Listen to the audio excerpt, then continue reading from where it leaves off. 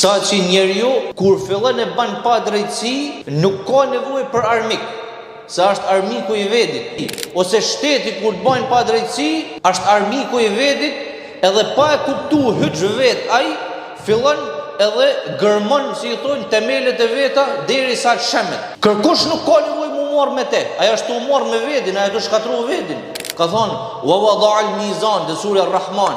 Njeriu sa herë që bën pa drejtësi, përgatit fundin e vet.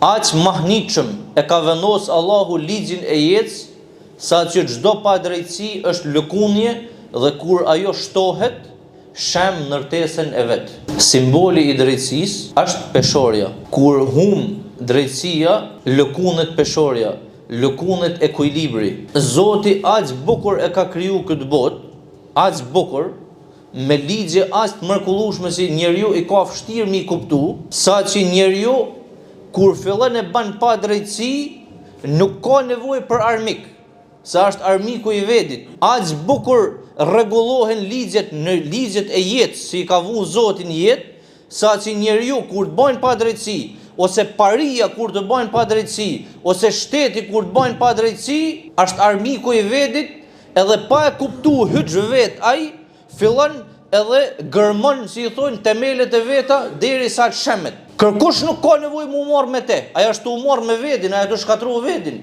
Janë shumë të çuditshme këto, me të vërtetë. Domethënë, i thon dikujt, na shpjego se si bëhet, s'dim me shpjegu.